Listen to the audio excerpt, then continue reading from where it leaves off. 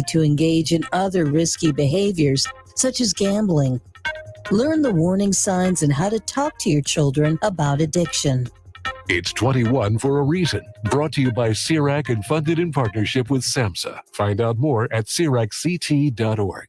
There are all sorts of advertisements that ask you to shop local. When you think local car service and repair, look to Winton Automotive on North Main Street, Jewett City. When you go to Winton Automotive, you deal directly with the owner, Ken Winton. How's that for peace of mind? Brakes, tires, oil changes, or general maintenance. And Winton Automotive even posts helpful info on Facebook that may prevent costly repairs. Winton Automotive, North Main Street, Jewett City, proud sponsor of Wolverine Baseball on SNSN.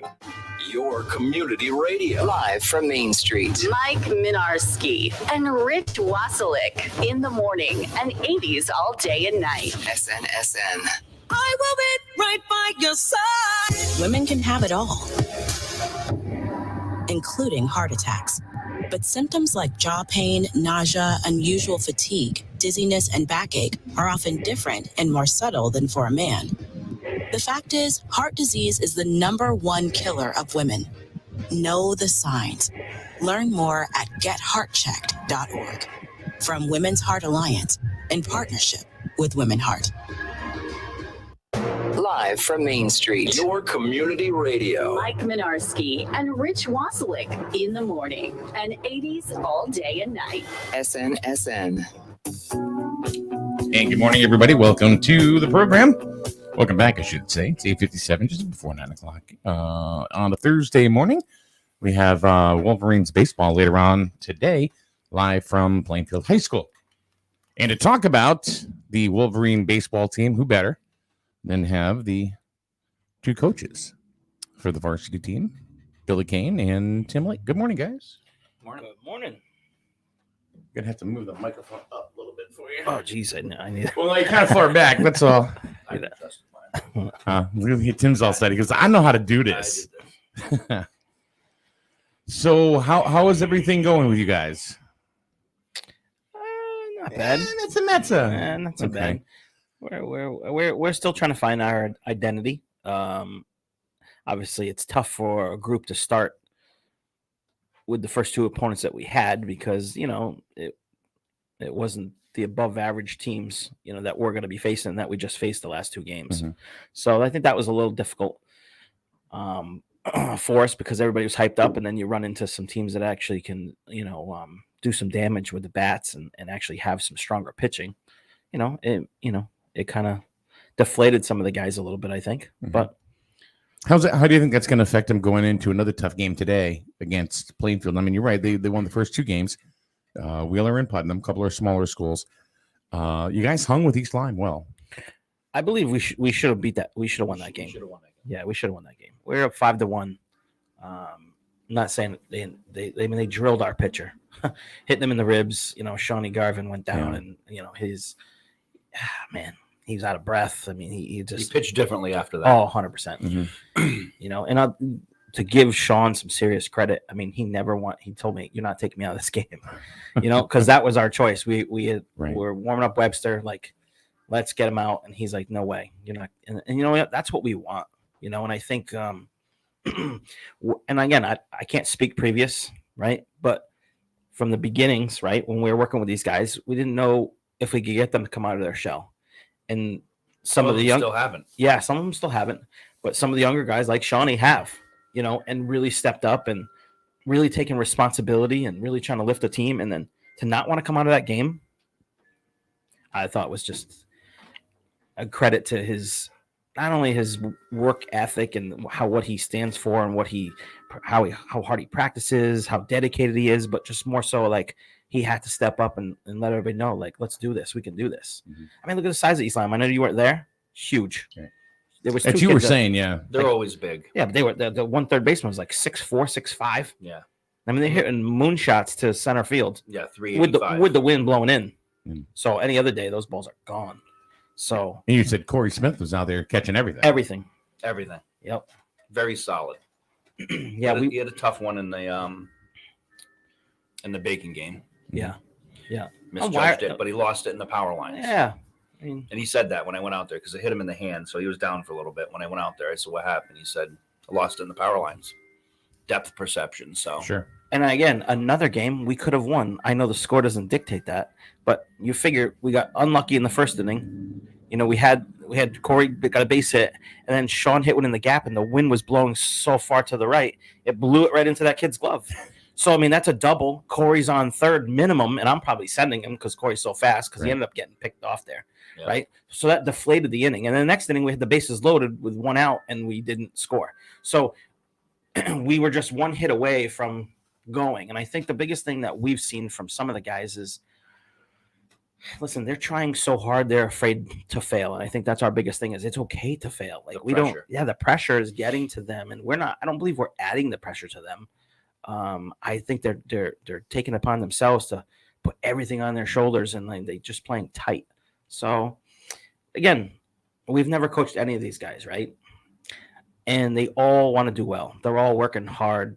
You know, even like after practice, they're sending videos to us about working in their basement with their swings, trying to get the form right, they're trying to work. And if it's not videos, it's text messages just saying, yeah, what can I do better? Or, you know, we get a lot of texts where they praise us. Yeah. And I was hard on them the other day after the game. I gave them the brutally honest truth, like I always will. And I told them that my perception coming over here was what I'm seeing now. This is what I thought I would see. And I told the team, and I told Bill, the worst possible thing that could have happened to us was starting off the season against Wheeler and Putnam. Because now you're in that stretch of no Wheeler and Putnams, right? Mm-hmm. So now you're in a stretch of 4, 5, 6, 7 games.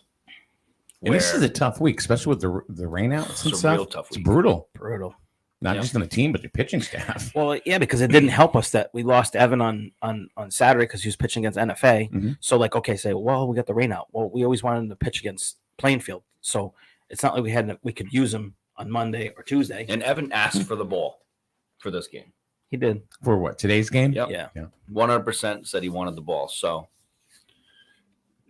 these are the tests for me. And I told him the same thing. The East Lyme, the NFAs, the Ledgerds, the Montvilles, the St. Bernards, Plainfield.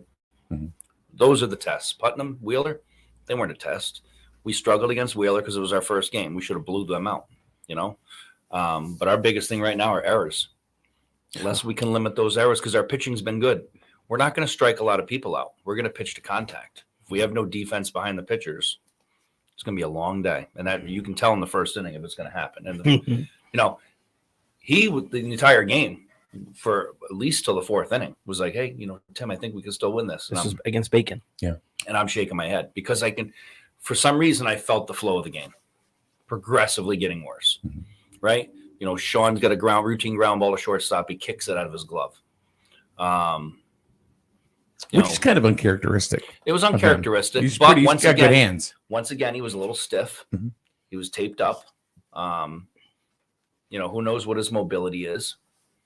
Who knows how it feels today? It's different when you're swinging and you're throwing and you're stretching that rib out, which, he had no problems with it other than it being sore. Mm-hmm. But I don't know. I mean, we had text conversations. We have a team group chat. And, I apologize for being hard, telling them like it was. And I did it more so to see the response. And I got the response I wanted. I got the response from Evan and others that said, no, we want you to be honest. We don't want to hear the BS. We want to hear the truth. So, me and him were talking. He's like, why'd you apologize? And I'm like, reverse psychology, right? Reverse psychology, because I want to see how they respond to that. And they responded exactly how I wanted them to. So they're ready for today. The difference is talk is cheap, right? I can sit here and we can sit there and motivate them till we're blue in the face. Can't field for you. Can't hit for you. Can't pitch for you. Can't make smart decisions for you. Yeah, they're the ones that are on the field. They're the ones that are on the field, and they have to step it up today. Otherwise, we're going to go from 2-0 to 2-2 to 2-4 to whoever to what it's a vicious cycle. You got to break it. Mm-hmm. So we'll see what happens. One of the things that Harden and I talked about in the Bacon game, just because I remember it because it was just the other day, But one of the things that I felt was positive, and so did Harden, was AJ Hamel at the beginning and stuff. And then he was in a jam, 1 out and bases loaded, and they were opening up the game, and he stuck with it, hung with it, and struck out 2 batters in a row to get out of the inning. I mean, do you guys look at that at a certain way, or was it? Well, listen, there's no question that we thought AJ could be a big part of the team. You know, he has a lot of other commitments, which is, put him in a tough spot as far as hitting, pitching, having the opportunity to throw bullpens. I mean, it's difficult. So I give him a lot of credit for coming in, and we were, gearing him up for it. And I think he, was sick the previous day, so we didn't even know if he was coming, believe it or not. So, which was great, right? And he pitched strong, and he definitely on one of the innings where he came in, and I was just like, you gotta stay strong. Like, you got this. Like, you're doing great. Don't worry about what's behind you. You're throwing outs, and whether or not we make the plays, like Tim said, he literally was making them put the ball in play, and they were going right to our guys. So to me, I thought he pitched a great game. And he pitched well in that previous game when he came in for, an inning. I think it was an inning or 2. And his composure was very good for what was happening behind him. Yeah. Which has been a struggle at times. Yeah, 100%. And the fact that he lost his jersey. And he lost his jersey. So he had to wear his brother's jersey. Yeah. So, but you know what? We know we can laugh about that in a sense because, listen, at the end of the day, they're still kids, right? Yeah. So I said this to John Harden yesterday with his son. I said, sometimes I have to remind myself when I'm all over your son, and I have to say, hey, this kid's still 14 years old. Yeah. Even though he's 6'3". Yeah. You wouldn't know it with him. Yeah, even though he's built like a 19-year-old. Yeah. Yeah. Still 14. Right. He's still 14. And he's baseball smart. Yeah, he's baseball. He is. He's baseball smart. You want to tell him the funny story about what he said yesterday at the JV game? Go ahead. So Andrew Harden wasn't catching. He was playing first base, and he got to pitch an inning. So Logan Davis caught, and then Nick Comfort came in towards the end. And there was pass ball. And they scored a run. New London scored a run. A few pass balls. And Andrew was standing off to the side of us because we let Bryce and Logan coach the JV game. Bill and I were off to the side. And Andrew turns around and says, man, I can't stand it when the catcher don't catch the ball. And Bill looked at him and said, now you know why I'm all over you. Right? Now you understand it. And he literally said, you're right, coach. Now I know why. Right? Because that's Andrew's downfall sometimes. He doesn't catch. Sometimes he misses the ball. It's just up and it goes off the tip of his glove. So, and with our backstop, it's like 25 yards away. It's like Death Valley. Yeah. So. Yeah, and let's speak on Harden real quick. Because we talked earlier here, right? A few times said we're going to switch that lineup up. We're going to switch that lineup up as we need be. And he's been all over the lineup, 4, 5, 6, 7. Yeah, he's moving up, right? Because he's earned it. So I think that's like the biggest thing. And I moved some other guys down, and then at the end of our game and Bacon, I was like, listen, you can take it a few different ways, but if you want it, take it back. Like if you think you deserve that spot, then take it back. Like there's nothing stopping you, and everybody has to perform. So you can't, even though we've had, like Evan and other guys have been over the years successful, right? He's going through a little slump. Move him down in the lineup, let him see some more fastballs, let him get relaxed a little bit. That's really just trying to take the pressure off for some of our guys. They did in the major leagues. Yeah, right. So we're definitely not afraid to do that. I think the one thing about Tim and I, when we talk about our lineups and we text back and forth all the time, we're trying to find the right combination, and we've used pretty much almost everyone to see what abilities and how they can help this varsity team. And I know sometimes because we have such a smaller program, I know sometimes parents see it, well, they're all coming to the varsity game, so it's like, my son could do this, or my son, yes, maybe so, but sometimes your son's 14 years old and he's competing against a kid who's 18 throwing is a huge difference, on the varsity level. So I believe, yes, we have some guys that can compete, of course, but we also don't want to set them up for failure because we got them for the next 3-4 years. So why are we going to put them in a position to, to be deflated? You know what I mean? I want them to all, try to find their way into that lineup. That's why we've been batting for some of the freshmen. But that's actually got to stop too, because if the guys that we're having bat for the freshmen aren't hitting as well, maybe it's time to give some of the guys a chance. And that's our biggest thing is we're always willing to give somebody a chance. The problem is there's a lack of consistency, right? So our lineup is always going to change because certain people aren't hitting, other people are, and then they fall off, and then other people pick it up. So it's always going to change because it's never, here's another quick tidbit about yesterday that was interesting because we were able to see a lot more. This is the JV game. Yes. Yeah. JV game, yeah. We were able to see a lot more, not being fixated on coaching first, coaching third, doing the lineup and all this other stuff. There was a player, not to be named, who had made a comment that he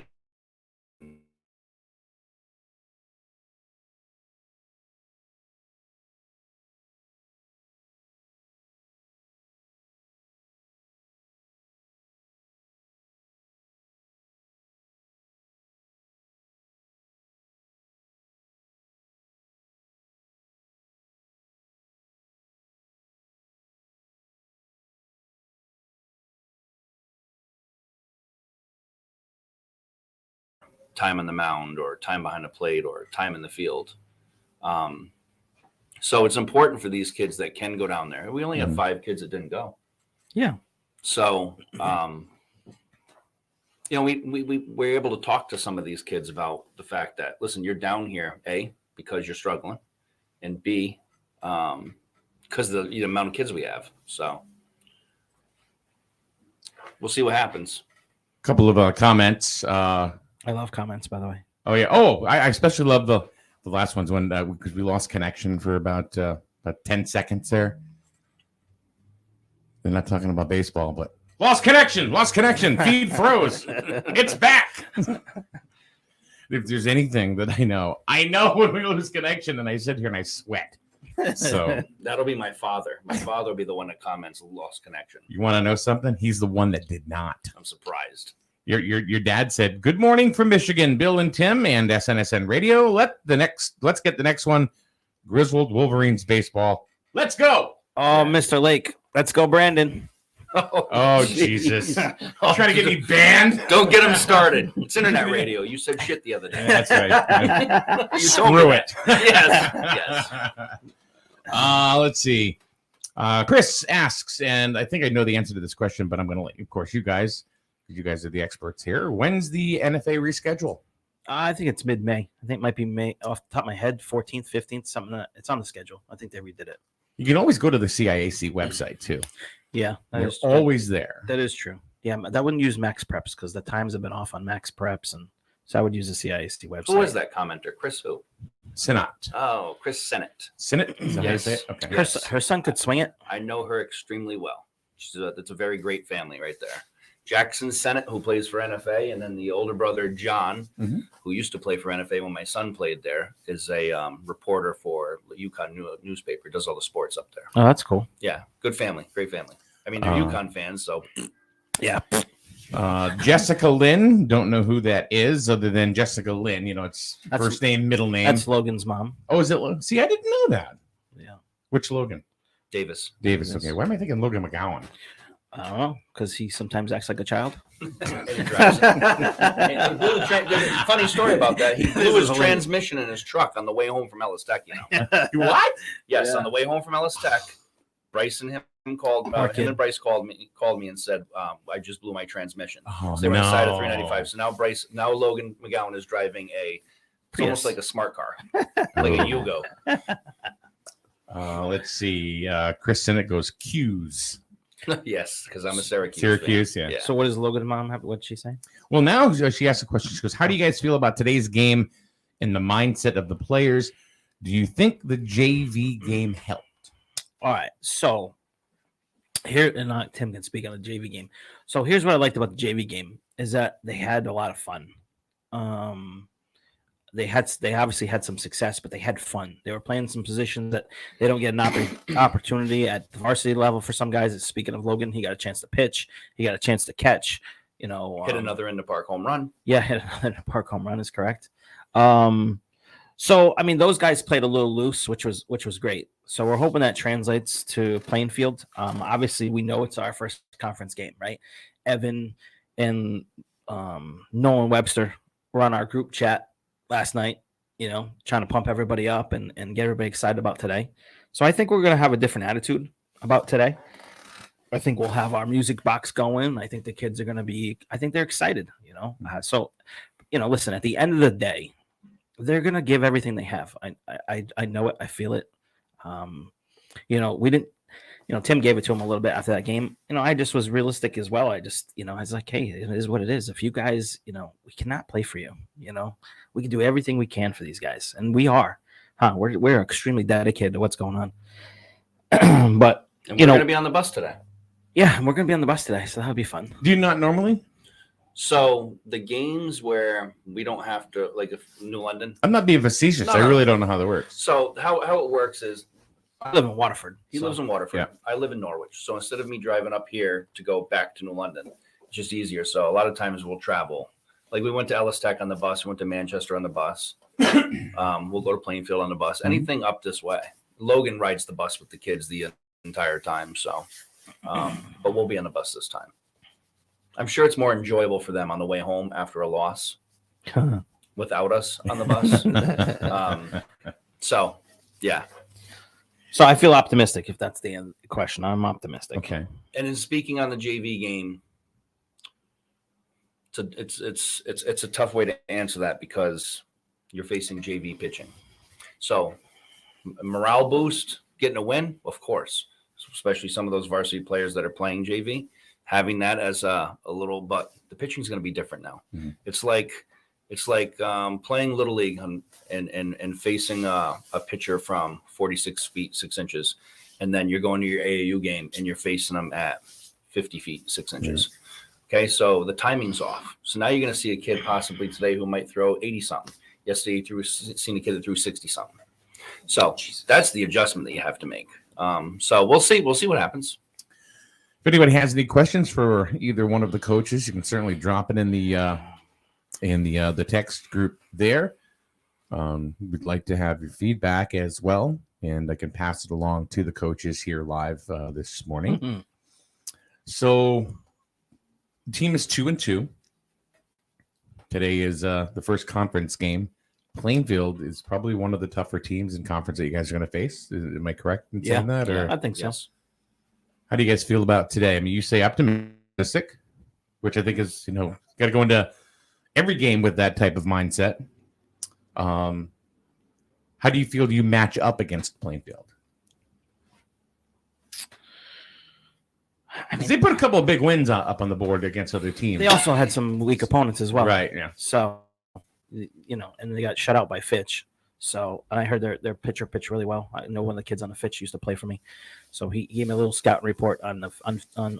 And, listen, I think they're going to play solid baseball. They beat Griswold last 2 years.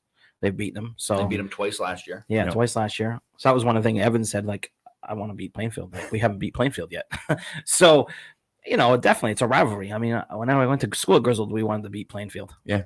So I think it's kind of exciting. It's almost like Yankees Red Sox and old school. Absolutely. Well, isn't that the Thanksgiving Day football game too? Yes. Yeah. And the thing about Plainfield Griswold games is that no matter the quality of the team, it's always a good game. Yeah. Plainfield and Griswold.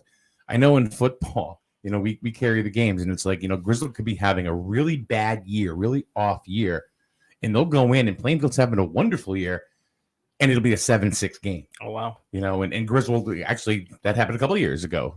Griswold won the Thanksgiving Day game 7-6. They were having a terrible year. Plainfield was having a good year. So kind of like, Red Sox, Yankees, no matter what, they're always going to play well against each other. Yeah.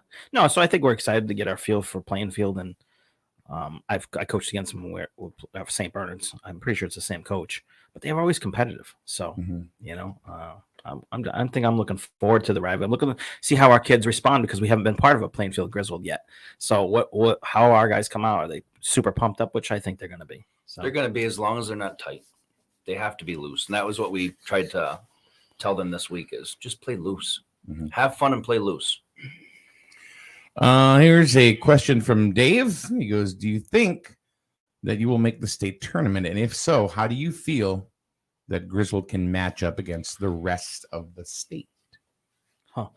Well, that's a rough question because we're only 4 games in. Yeah, You it's haven't early. played. Yeah, oh, we're 100% making the state tournament. That's not Yeah. no question about that. We obviously we want to win the more games we can to get better seeding. So it's always going to come against seeding and how we do. What I think our advantage is I think we have. What is that? they are drilling outside. That's one of the beautiful things about Main Street Radio is that you get all the pops and the buzz and the whistles of what's happening around you. So if you don't mind the jackhammer in the background, we shall continue with this interview. What the heck? It's not sound effects. No. So back to that, I think the advantage we have is that we have Evan who can pitch. We have Nolan who can pitch. We have Shawnee Garvin who can pitch. We have AJ Hamill can pitch. We're 4 starters deep. We're trying to get, Mitchell his innings up too. That's as we get going here. So we potentially have 5 starters, but 4 legit starters. So I think to make a run in the States, I think you need to have pitching. So I think we gotta have depth. I think we do have that. But on the backside of that, Correct. is when you have 4 or 5 starters, where's your middle of the road guys and who's your closer? Yeah. Right. So we basically have 5 studs, workhorses. Who's your starter? Who's your innings eater? Yeah, we're early. So We're we're still trying early. to, So trying we're to still figure trying out to figure out who can do what. giving them all opportunities. I think that's the biggest thing. Like when I started earlier saying we've put kids at different positions. We've started freshmen with that game against East Line. We started 4 freshmen in that game. So we're definitely not afraid to figure out who we have. Mm-hmm. Chris Garvin says, boys need to stand tall, be confident, and bring it to a big rival. He goes, I know Sean, who is his son, is amped for the game. His words, I want to crush them. Yes. Did you read that? Then it's LFG. We all know what LFG stands for. That's Sean's PG version of it because they were a little bit more animated in the team thing. I mean, not too bad, but I mean they're pretty pumped. They want this game pretty bad. So, and we do too. And like I said, the rivalry is new for us. So to see that come out of the kids, and hopefully they do it on the field. Yeah, and remember we also talked earlier, right? Is that we're trying to get kids to come out of their shell. We're trying to get kids to do plays that they haven't normally done before. I mean, we've been pretty successful with that and having them take their chances. And I think that as we get deeper into the season, it's only going to make us better. You know what I mean? We've already done some plays like against East Lyme. I mean, we generated 5 runs based on not because we hit the ball deep, but because we were stealing in the right counts. Like small ball. Playing, a little bit of small ball. A little bit of small ball, but stealing bases, doing different things that we're doing. I don't say this in a derogatory way, but we outcoached East Lyme. Mm-hmm. Their players just outperformed ours. That's very true. And I'm not saying that to, build up his head or my head. Is they were outcoached. Mm-hmm. We did things that we know how to defend that they couldn't figure out how to defend. It's just we were outplayed on the field. Oh, like I said, at the end of the day, it all comes down to errors. If our pitching's been great, but it comes down to errors, and then you take some of our bigger bats that were supposed to be our bigger bats in the season haven't been big bats yet. So when we start putting it all together, this is a dangerous team when it's all put together. We haven't played a complete game yet. We haven't played a game where I can sit there and say that was awesome. That was what we need to do. Putnam game, I still don't consider that complete game. Weaker opponent. You should win that game, even with mistakes. And I told the kids this the other day. You can have errors and make mistakes and still win a game handedly or by a little against a team like Putnam or Wheeler. No offense to them. But you do that against an East Lyme or an NFA, or no matter how bad of a season they're having, they just have bigger kids that have an older group. Half of them are all older. So we can't do that. I mean, Jack Biggs was talking to me prior to the game. They had 40-something kids try out for their team. We had 20. And one showed up in football pants. Big difference. Big difference. Yeah. Football pants and football cleats. With no glove. With no glove. Yeah. But that's okay. No worries. And actually, I would actually kept him because he could run. Yeah. So, but the point is we're a smaller school. We're not supposed to beat East Lyme. We're supposed to. We competed against them. I was so proud of them for that, and I think that is the big thing that I tried to get across to the guys. Like, you don't realize what you're doing for 4.5 innings. We were the better team. But Biggs has their guys are swinging. I mean, I give a lot of credit to him. He's like, listen, our bats they finally woke up today. We put it together today because they hadn't pitched well. He said, as a matter of fact, he said the kid they brought up that pitched in the second half there, he was a JV player, and they brought him up because they were really struggling for pitching. Yeah, so he's not afraid to take chances as well. Bringing up some guys, but they have more guys than us to bring up. What can I do? Here's and I think you already spoke to this, but I think maybe Victoria wasn't here. Maybe she was. I don't know. We'll find out. She says, one of my kids had an over-the-top coach in high school. She goes, it was horrible. And she goes on to say, so be mindful that these are kids and it's supposed to be fun. Well, that's to a degree. Yeah, to a degree. To a degree. I mean, you're also, you're trying to, with school and with high school sports, I mean, you're teaching self-accountability, you're teaching responsibility.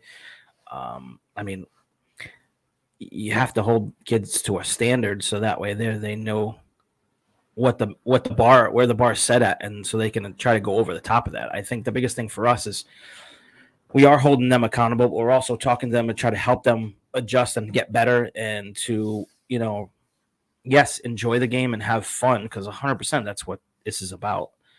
Let's face it, you only get 4 years of high school to play sports. So chances are someone become a major league athlete are out of the question, right? And such a small percentage of kids that can actually move on to even to college. But I think you're teaching them self-respect. I think you're teaching them life skills, discipline. So at the end of the day, we want better citizens. We want better people. Yeah, not just better baseball players. Yeah, no, and I think that's the common misconception of a lot of people is when they think, you're coaching AAU, or you're coaching Little League, or you're coaching high school, whatever it may be. Yes, that's your primary goal is to teach them a skill and make them better. But at the same token, not every kid's going to go play college baseball. My son didn't. Not every kid's going to go play Major League Baseball. So everything that my son has had so many life lessons that he can use baseball for later on. Just being on time to practice. Yeah. When you're not on time, there's a discipline action for it. If you don't go to school that day, you're not playing in the game. If you miss a practice, you miss a game. Accountability, right? So at the same token, yeah, you want to have fun, but at the same token, you want to teach discipline and, like Bill said, accountability, and we hold that. I mean, isn't that what school is all about anyway? Really, going to school and athletics is just it's an extension of that. It's like it's like the morning bell rings, right? What's the real idea there? Make sure you're there on time. Well, we don't have enough kids to begin with, right? So if we lose a kid for practice, I mean, Nick Comfort was gone this past week. He was gone on vacation. We're going to lose Corey Smith. Smith all next week because he's going on vacation during April break. And I pointed it out at the East Lyme game, like, who's going to catch the ball in the outfield? You had an amazing day out here. You know what's going to happen. So, as far as next man up, then the next man up. But we had a pretty good showing from Calvin Oda, I thought, in right field. We did. Yeah, he did diving catch. He's getting the start today. He pitched yesterday. Good. Yeah.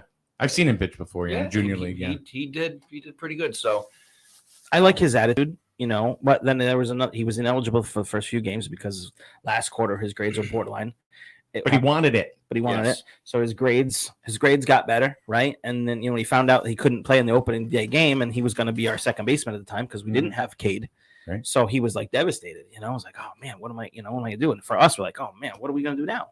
So, it was Spanish was his hiccup. Yeah. And we were all talking to him in C. Yeah, we were all talking to him in Spanish. Oh, really? C. So we're all asking him when things, hey, how do you say that in Spanish? Yes, so we were asking him in practice so he could brush up on his Spanish. We were like talking to him in Spanish. So he was getting a big kick out of it. I always told my kids, I said, no matter where you are in a Spanish-speaking country, if you can say one thing, I said, you'll be fine. And she said, what's that? And she goes, I said, ¿De dónde está el baño? Yeah. And I said, she goes, what do you mean? I said, if you know where the bathroom is, you are okay. Everything else is secondary. As long as you can find that place, you're good. My key phrase, and the only thing I need to know is cerveza, por favor. Cerveza. Beer, Service. please. Oh, another Beer, please. Yes, that's my phrase when we go to Cancun. That's a good one. Yes. Let's see. Oh, another comment. Someone named Tara. Some very pretty woman, Tara. She seems like a very kind, nice lady. I met her at an event. Okay. She said on one of your comments, well said, Coach Kane. Appreciate So that. obviously on your side, she is. Yeah. She's well, a big fan, apparently. I think we both got the support of our wives for sure to do this, the commitment. Like 100%. Like I took the rest of the week off after, because I couldn't deal with the stress of this whole week. So I took the whole week off. Yeah. And she just looks at me like, really? You took the week off? But this morning I got up early, took a shower, and she was getting out of bed. She's like, where are you going? And I'm like, I'm going to meet Tim for breakfast, and then I'm going to be on the radio. And she goes, oh, okay. Must be nice. But we're all in, but I couldn't do it without her. Honestly, she does a lot at the house, and the same thing with Tim's wife. I mean, they support what we're doing. Hopefully she'll be at the game, and I think the cool thing for us is she gets to see the passion come out of me, and his wife obviously knows the passion for baseball. So she's feeling it, and she sees the text messages that are coming in from the kids, and the kids who need support, who need someone to they need to know that someone cares. So I think we've been there on that end too. With a lot of kids personally, him one-on-one with a few, and the same thing with me. And that stuff obviously nobody knows about, right? I was just going to say, I think people miss that piece, of coaching. You're taking time off of work. I mean, I didn't know what you did for a living. I thought you worked with your dad, and you said sometimes you do, but I didn't know what you did for a full-time job. I never asked. I figured, well, whatever. Then you told me, and then I'm like, oh no, you got to take time off to come here. And you do it, and you did it on your own. Nobody asked you to. So I think people miss that. You're working overnight, and boom, you left, and now you're here this morning. Yeah. And then the support of your families as well. We talk about, the players and the support that they get from their family and what the families feel that they need from their coaches. But you guys need support too, and you get it. And that's a big, big piece of this. If you didn't have that support, what would happen? Well, I mean, I'll use myself as an example. So, I go to work, come home, my wife's at work. So she gets out of work at 5:00. I'm at the baseball field until whenever. So, and then sometimes I go to bed at 9:00. So I get maybe 2 or 3 hours with her. So for me, not having a child involved anymore, she's fully supported me. She welcomed me to go back to baseball. And when I brought up the fact that this job opened up and then I was going to call Bill, she's like, oh my God, it'd be so exciting for you guys to coach together again. And here we are. And so she's been at games with Tara. And I definitely couldn't do it without her support. And I know he couldn't do it because like I said, he was new life starting over, right? Fiance and all this other stuff, and no kids in the house really, except for all the animals. How many animals you got? Shout out to the duck and the goose. And the goose. So we have 7 dogs, believe it or not. Nice. No, that's cool. And Tara's got she's got a little mini farm going there. We got a little farm going. Oh my goodness. So I joke with them all the time, but shout out to the duck. Yeah, shout out to the duck. But yeah, so this was different for him because he had been away. So to get back into this and be doing it every single day, and it doesn't stop when you leave the field. And then it's the text messages. I mean, and shout out to Bryce and Logan too, because they've been phenomenal. Oh, awesome. And they're making it so much fun to have that younger version of ourselves. Yes. But do maybe they have not ducks? as experienced. Yeah, they don't have ducks. They don't have ducks. Maybe not as experienced as we are as coaches. Mm-hmm. We saw a little bit of that yesterday, but they do a phenomenal job. And then they do some of the things that we're can't do physically as well anymore. Like, except for throwing BP, no one can do it except for me. That's true. But I blew up my arm first day. Bill hasn't First thrown day. since we started. Yeah, it hurts. Tim threw 500 and something pitches the other day. Yeah. Whatever. Machine. It is what it is. But we got to get Bryce and Logan here one day because they are. It's not just Bill and myself. No, 100%. They are a huge part of what we do. I'm glad you said that. And they do a phenomenal job. And I'm glad that they're Griswold boys. They've been through the program. They both graduated, I believe, 2018, so they're not too far removed. And they give that other side of that aspect of being that much closer to the age group of these kids. So, it's a well-balanced coaching staff. Except they have full-grown beards now. They do. I mean, I don't know what you call Logan's. I mean, Logan's still rocking the mullet. Bryce has the blowout, the hairdo. What are those glasses he wears, by the way? Logan wears like the Macho Man Randy Savage, like. Yeah, but there's a name. Yeah. Oh, they're Vipers. That's what they Vipers. Yeah, he looks driving me nuts. It's definitely weird. Bryce wears white pants with a blue stripe on them, so you can call that on anytime you want. He thinks no one notices, but it's navy blue. Remember that one time? They're fun to have around. Remember that one time he came in with those short shorts? I was like, Bryce, that's the other thing too. We got to shout out to Bryce's short shorts.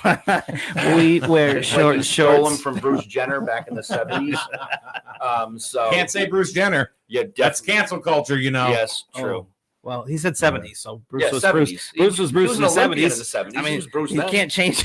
You can drop F-bombs, but you can't say Bruce Jenner. It was Bruce Jenner on the Wheaties box, not Caitlin. Correct. She's not getting the Wheaties contract. Your father pipes in and said, I went to St. Mary's in New London where we were taught by the nuns. Talk about being held accountable. Yeah. Yeah. I went to St. Mary's over here for a few years, and I got whacked on the knuckles a few times. I've heard that story a million times. So, yeah. Well, I'm a correction officer, so show up late, work, see what happens. Yeah. Show up without your uniform on, see what happens. You going home unpaid. So I think that, yeah, I think we're not doing anything that another job or the school isn't doing indirectly. You know what I mean? So. Yeah, it's funny because I've always said to my kids, I said, like in high school, it's like really, when the bell rings at school, what are they teaching? They're teaching you to be on time for something. It's like, what do you got to be at work? Do you got to be late at work? No, you can't, because you're either going to get sent home or you're not going to be employed. Or you get pointed nowadays. Exactly, because it's all HR. Everything's human resources now. Yeah. Same thing. I said, well, what about schoolwork? Well, that's because that's teaching you to complete tasks. Correct. On time And to hand it in, because what are you going to have to do at work? You're going to have to complete tasks during a certain time frame. Yeah. I said, it's really the same thing. I told him right now, I said, look, American history, shout out to, since we're doing shout outs, shout out to my old history teacher. You know what? I couldn't stand her. Her name was Mrs. Berry. And if you're watching Mrs. Berry, I can't stand you. Oh my God. Yes. I love this. I don't care if you're 80. I can't stand you. I don't like you then. I don't like you now. So sorry, Mr. Harden, but the show is a little bit more fire without you here. Oh, guys. Yeah, no, we can do his voice. We miss his voice. I can probably get there. But I'll tell you, I just I tell my kids, I don't care about American history. You're going to learn American history. Yeah. You're going to find out about it. You can always learn about it and stuff like that. I don't need to know about Sacco and Vanzetti up in Boston, because that's not going to teach me how to be on time for a job. Yeah. You're not going to remember it. When you're 25 years old and you're out in the workforce, you're not going to give a shit. Yeah. You're just not. It's about the basic academics of being somewhere on time, completing tasks. And isn't that really what athletics is all about too? Yeah. Competition. There's competition in the workplace every single day. 100%. And I think we talk about that a lot in our huddles. Yeah. We really don't push the aspect of baseball. It's more so about life. Yeah. So I think that's what we're teaching as life lessons. To well, be yeah, honest. because everything that we talk about in baseball, it translates into life. So every talk that we have might start off with baseball, but then it goes way away from it real quick, and it goes to something that's going to happen after baseball, right? Or in school. So we have long talks. Bill especially. I'll be standing behind him because a lot of times you want the head coach to talk last. Bill talk first. So by the time we get to us, there's not much we have to say because Bill's covered it all.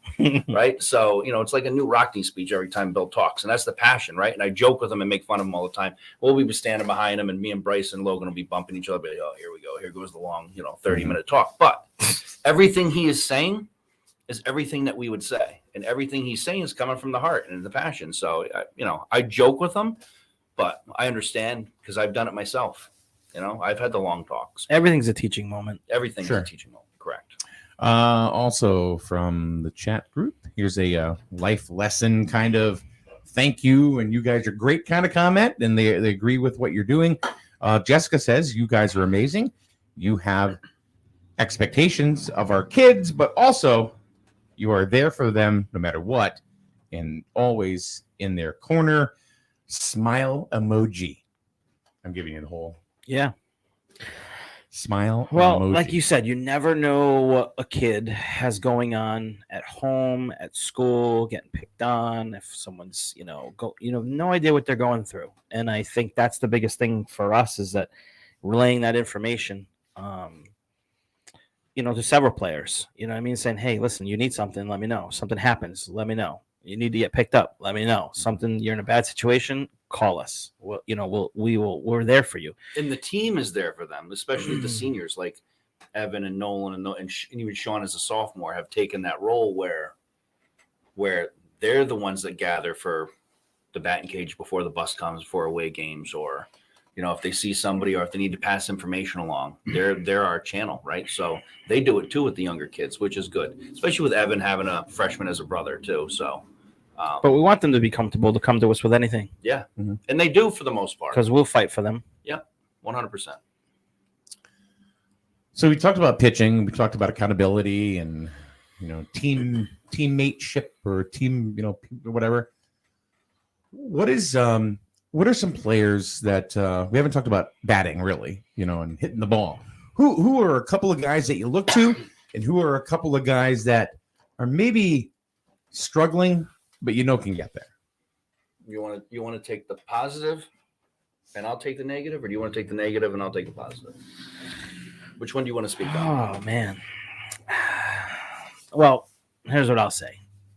I think that we're trying to believe in some guys who have had success in the past, and we're trying to stay positive with them, and I'm giving them every opportunity to break out of it. And I had this discussion with Gavin D'Amico yesterday at the JV game. He's constantly, he's working. I know he's working hard. I was acknowledging that yesterday with him. Like, I know you're working, buddy. I know he's in a little funk, right? He can't get his bat extended. He's dipping his shoulder. He's got a lot going on, right? So we're looking at videos. We're looking at everything we can to try to help him out. And he's been hitting on the heavy bag. Effort is effort. Now, if he didn't care, he wouldn't be trying after baseball's over. He wouldn't be in his basement trying to work it on and texting at 9:30 at night saying, hey, is this what do I have it now? Sending do I have videos. This? Yeah. So I will give them credit. I don't mean to cut you off, but it's easy to lead into something. I will give them credit. There's no not trying.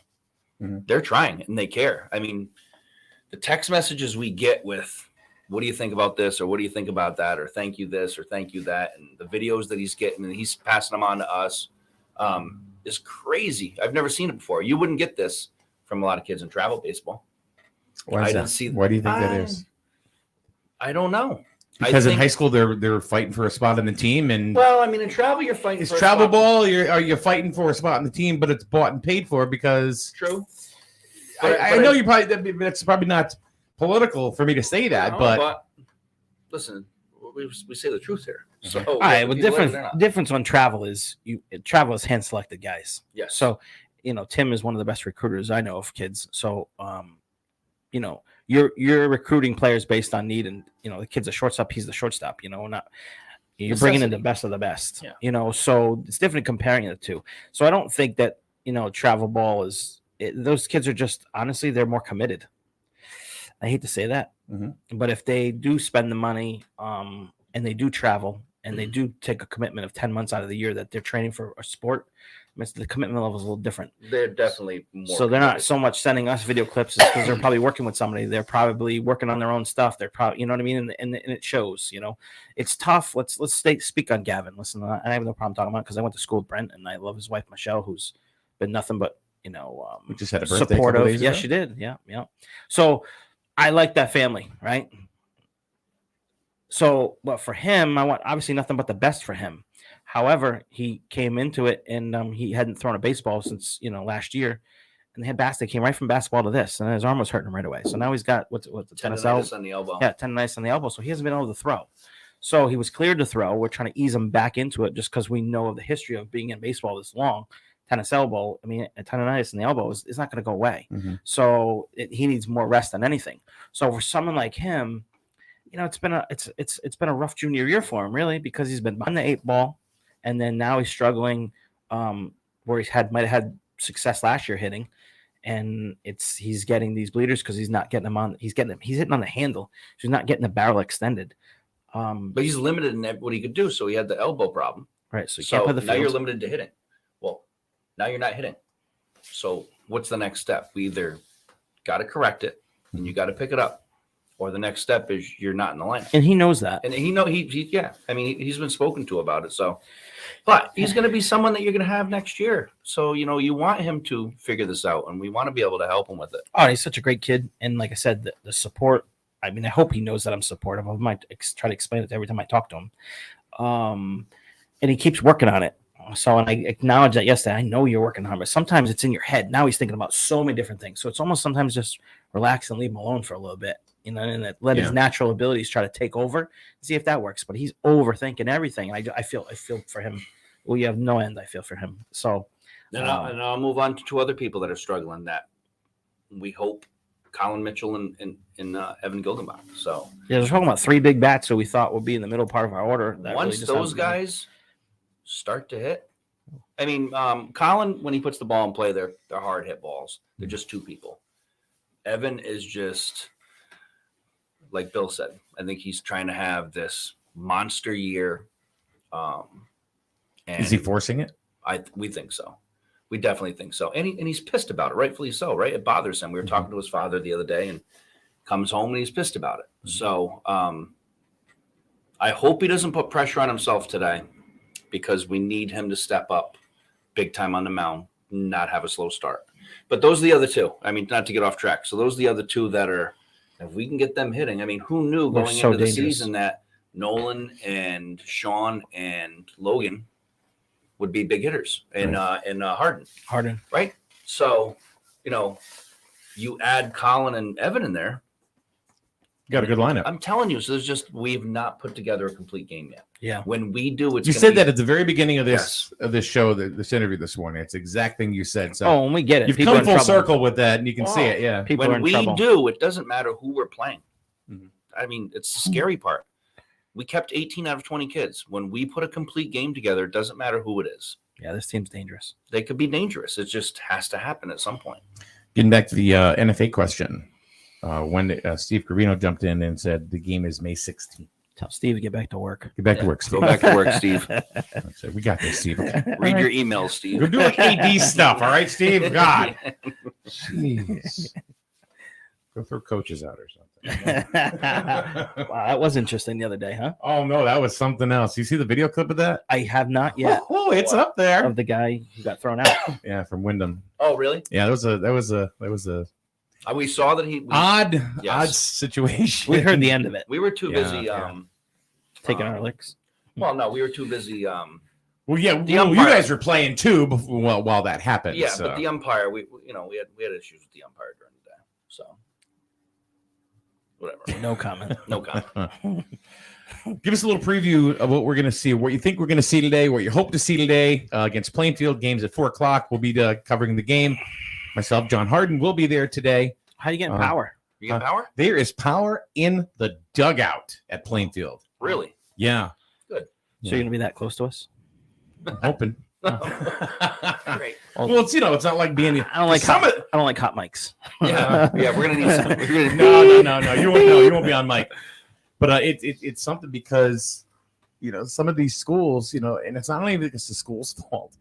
It's I look at like the wireless companies. It's like, why can you not provide some sort of wireless service in there within, because it's like a wireless abyss down there at Griswold and in the bowl down there. Yeah.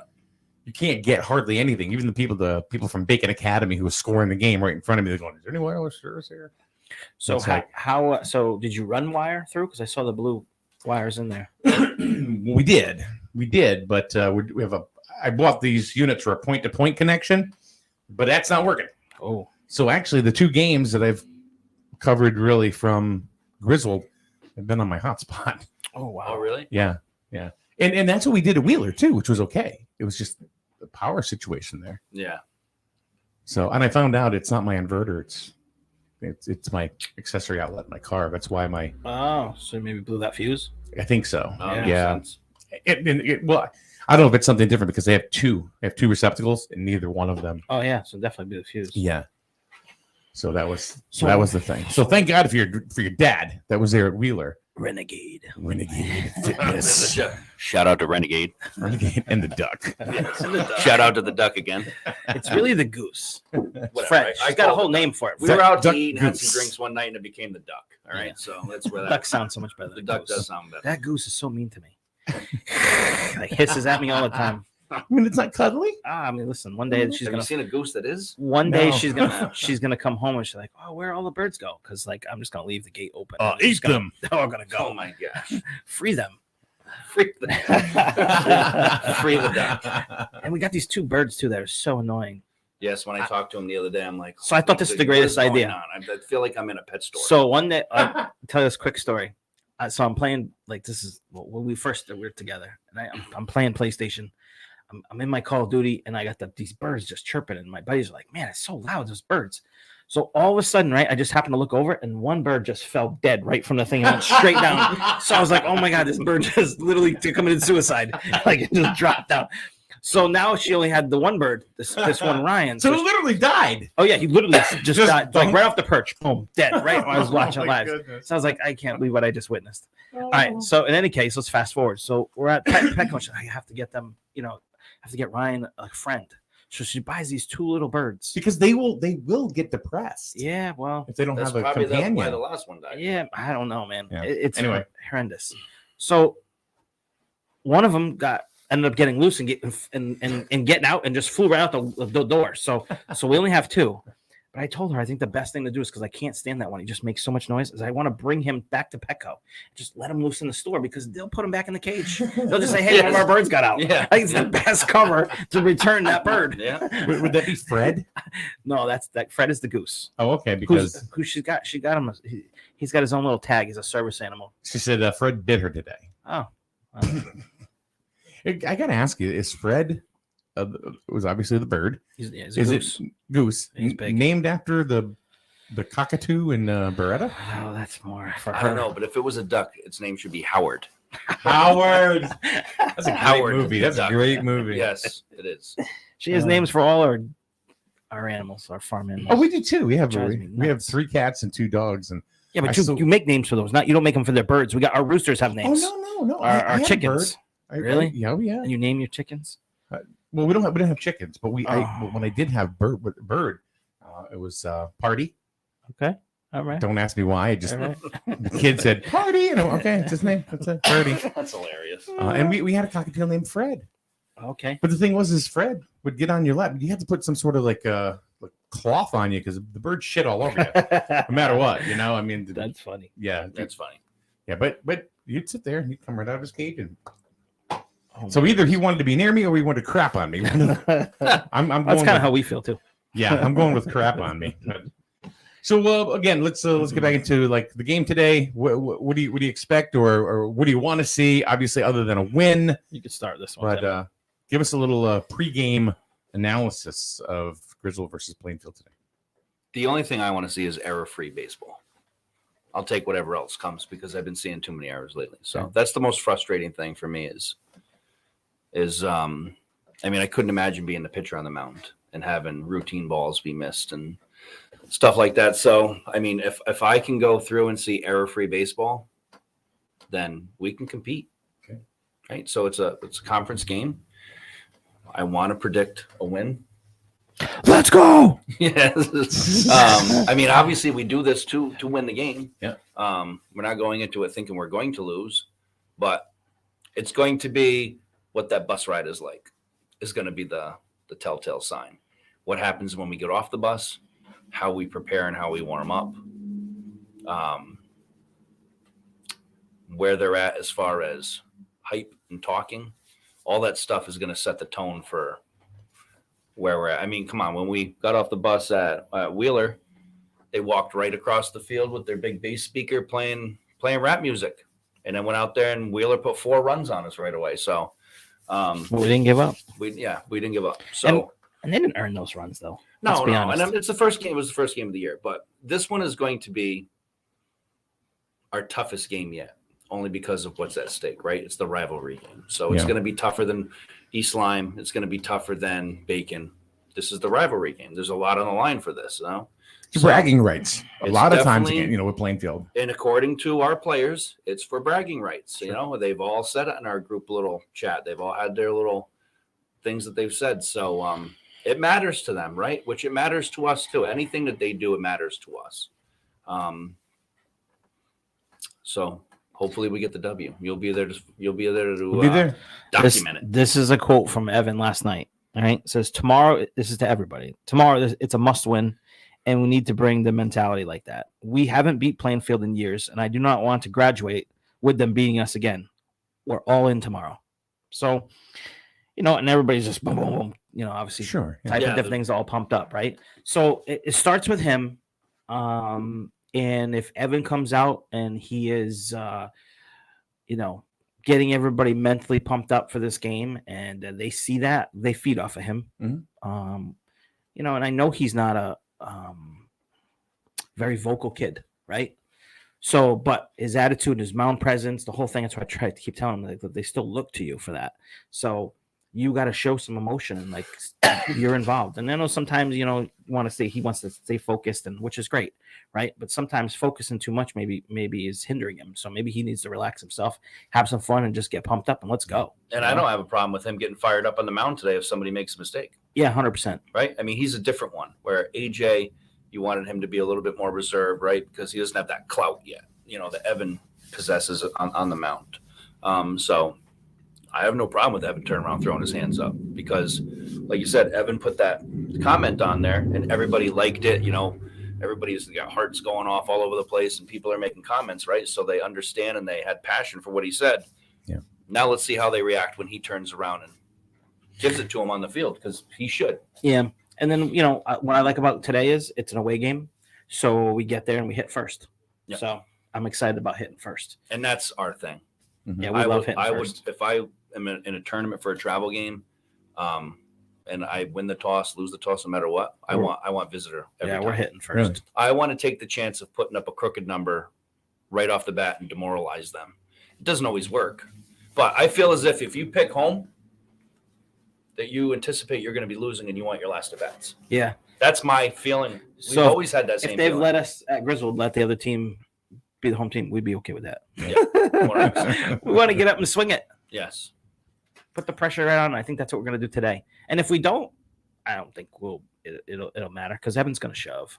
Mm-hmm. So I have no doubt about that. I'm very confident. I have a good feeling about Evan on the mound today. I think he's going to literally probably have his best pitching performance than he's had in since probably all of last year too. So yeah.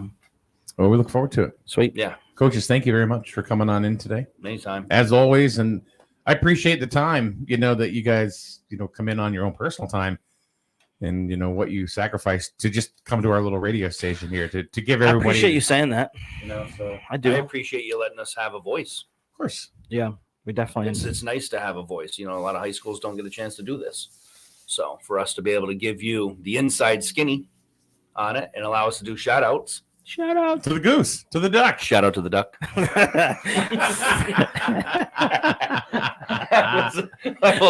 Shout out to Steve. Shout out to Steve Cravino. It's funny. I brought back the shout outs. Yeah. I've been on here twice and I'm already bringing back shout outs. And you want to shout out anybody before we go? Not the duck at Tara. I know No, I'm gonna shout out to my dad. My dad was we played golf yesterday, and he was talking about the team and talking about different things. And he actually was gonna come yesterday to the 5 guys who stayed back for hitting, but he came to his back the other day when we had an indoor, and he worked. Yeah, he worked with our guys, and he has been there's times where he bounces things off of Bill all the time, and then when I'm around, it's fun to bounce things off him because he is an exceptional baseball, softball mind to use. So, yeah. Yeah, so shout out to my dad for helping us out. I'll shout out to Bill's daddy. I'll co-sign that because if it wasn't for your dad, we would not have been able to cover and carry the Wheeler game because we didn't have any electricity, and your dad showed up and plugged right into his truck and it was all because of your father that allowed that to happen. And he's looking at the field, trying to what we can do, make improvements, trying to put up some signage to get the baseball team acknowledged. Like we didn't know there's a baseball field there. Like so, we're trying to incorporate what we can do, see how we can make the infield better. Sure. He's willing to come down with his machine and donate some time and donate some money. So there's a lot of other people too. So Bill has the gears involved in helping out with some things. Mr. Garvin. Helping out with eventually getting the machine from the Lily Field to do the clay. Yeah, get that done, Mr. Garvin, will you? And then let's get on that. Let's get on that. Tara says, of course, go Wolverines. It's game day. Jessica, let's go Wolverines. Okay, let's go Wolverines today, 4:00. All right, guys. Thank you. All right, appreciate it. Thank you so much. There we go. Tim, always shout out to Logan. Shout out to Logan and Bryce. And Logan Rourke for being a fan of you. And shout out to Logan Rourke, which I got to check my Instagram. I sent you a message to say hello. And great kid, great family. All right, guys. Thank you very much. We are going to be live today at 4:00. Well, we'll be on the air at 3:45 from Plainfield High School. Plainfield against Griswold. Just like Evan Gilgenbach said in the chat. He does not want to lose. He hadn't beat him yet. He's a senior. Let's go. Let's make it happen. All right, guys. Thank you very much. We will see you later on this afternoon from Plainfield High School. Griswold Plainfield. First conference game of the year. Griswold looking to go 3-2 and not 2-3. We'll see you later on right here on SNSN. Just wish for a winning deal. Make it dish. It will make it real. Don't just wish. Make it dish. Hey everyone, this is Ellis Dish from Dish Motors. We're back better than ever with our new sales and service center on Route 32 in North Franklin. Everyone says there's nothing better than dealing with the dishes, and here's why. Selection. We have the area's largest inventory of off-lease, one-owner vehicles of all makes and models. You name it, we got it, or I'll get it for you at no additional charge. Quality. Each vehicle goes through a rigorous 120-point safety and quality check. Nothing leaves the lot without my personal approval. Convenience. We have financing sources for almost any situation. We offer on-site registration processing, and we have maintenance programs for years of stress-free ownership. And now open for all your maintenance needs. Our full-service repair facility, where oil changes start at just $19.99. Call today for your appointment or just stop by. So save thousands and deal with the dishes. Route 32, North Franklin. Or check us out online at dishfranklin.com. Or ring us, 860-383-4750. Don't just wish. Make it dish.